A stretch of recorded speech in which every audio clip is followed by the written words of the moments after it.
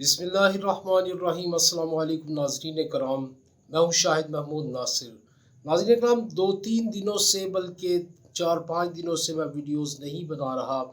لیکن آج 2-3 خبریں ایسی تھیں جن کے حوالے سے آپ سے ڈسکس کرنا بہت ضروری تھا۔ ایک تو سب سے پہلی جو خبر تھی وہ DGISPR جو تھے ان کی جو پریس کانفرنس ہے اس کے حوالے سے بات کرنی تھی۔ دوسرا، کل جو فیصلہ آ رہا ہے سپریم کورٹ میں، بلکہ جب آپ کے پاس میری ویڈیو پہنچے گی تو تب کل کی ڈیٹ شروع ہو چکی ہوگی، یعنی 27 تاریخ شروع ہو چکی ہوگی۔ تو اس حوالے سے بھی آپ سے بات کرنی ہے کہ سپریم کورٹ کا کیا فیصلہ آنے والا ہے اور اس کا کیا امپیکٹ پڑنے والا ہے پاکستان کی سیاست میں اور پاکستان کی ریاست کے اوپر۔ اور اس کے ساتھ ساتھ سوات کے اندر جو دہشت گردی ہوئی ہے اور جس لیول کی دہشت گردی ہوئی ہے اور اس کے بارے میں، اور پھر اس کا جو رد عمل سوات کے لوگوں اور خاص طور پہ مراد سعید نے شو کیا ہے، اس حوالے سے بھی گفتگو کرنا میں ضروری سمجھتا تھا۔ ناظرین کرام، سب سے پہلے میں بات کروں گا DGISPR کی جو پریس کانفرنس ہے۔ اس سے پہلے ایک پریس کانفرنس ہوئی تھی، ایک عجیب و غریب پریس کانفرنس ہوئی تھی، یہ بھی اس سے ملتی جلتی پریس کانفرنس ہے۔ فرق صرف یہ ہے کہ اس پریس کانفرنس کے اندر DGISI کی شمولیت تھی، یعنی DGISPR کے ساتھ DGISI جنرل ندیم انجم بیٹھے ہوئے تھے۔ حالانکہ پاکستان کی تاریخ میں نہ اس سے پہلے اور نہ اس کے بعد ابھی تک کسی بھی DGISI نے اس طرح پریس کانفرنس نہیں کی، کیونکہ پاکستان کی افواج کے جتنے بھی ادارے ہیں، جتنے بھی پاکستانی افواج کے میں سمجھتا ہوں کہ یونٹس ہیں، ان کے جو بھی خبریں ہیں یا ان کا جو بھی موقف ہوتا ہے وہ DGISPR کے تھرو سامنے لایا جاتا ہے۔ لیکن اس بار، یعنی اس سے پچھلی بار جو ISPR کی پریس کانفرنس ہوئی، اس میں ISI کے چیف نے بھی شرکت کی، جو کہ ایک غیر متوقع اور غیر معمولی بات تھی۔ اس بار DGISPR جنرل احمد نے جو بات چیت کی اور خاص طور پہ جس طرح جن صحافیوں کو اس پریس کانفرنس میں بلایا گیا، وہ انتہائی میں سمجھتا ہوں کہ پاکستان کی جو افواج ہے اس کے موقف کو مشکوک بناتے ہیں۔ سب سے پہلی بات یہ کہ پاکستان کا کوئی بھی پائے کا صحافی اس پریس کانفرنس کے اندر موجود نہیں تھا، اور خاص طور پہ وہ صحافی جن کو اس وقت اسٹیبلشمنٹ کے ساتھ گلے شکوے ہیں یا جو اس وقت اسٹیبلشمنٹ کے خلاف بول رہے ہیں، ان کو سامنے نہیں لایا گیا۔ کیونکہ اگر وہ لوگ سامنے آتے، اگر اس پریس کانفرنس کے اندر ان کی شمولیت ہوتی، تو یقیناً یا تو پریس کانفرنس بدمزہ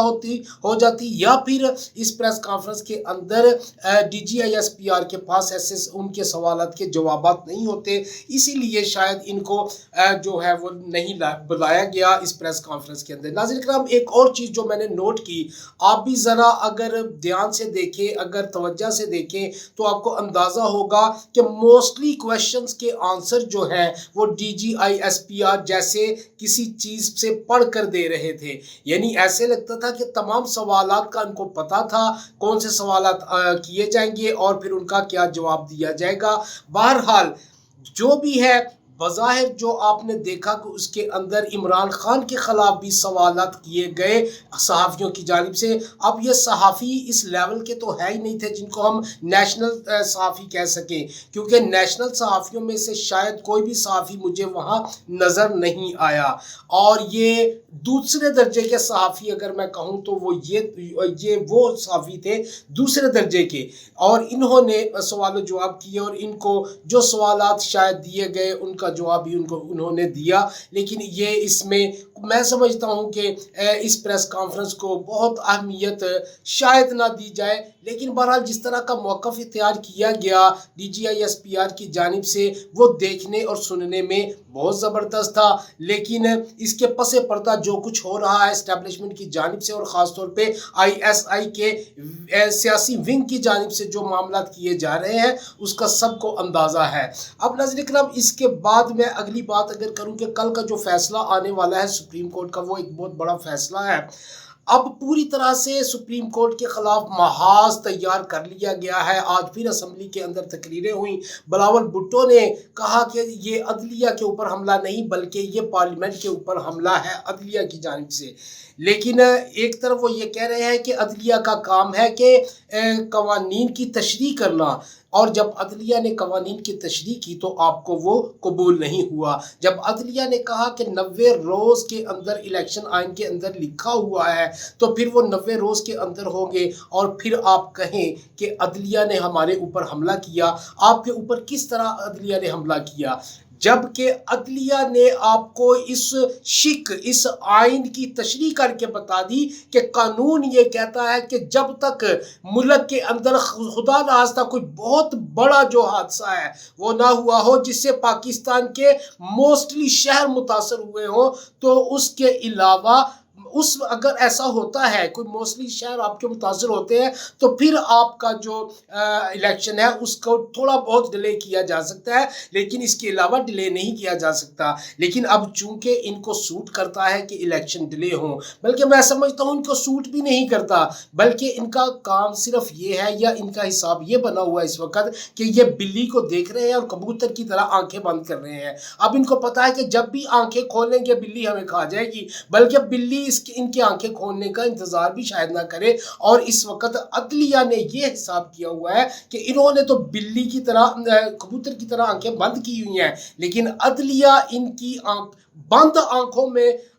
کے دوران ہی ان کو کھانے کی کوشش کر رہی ہے آئین کے تھرو، جو آئین کہتا ہے اس کے مطابق۔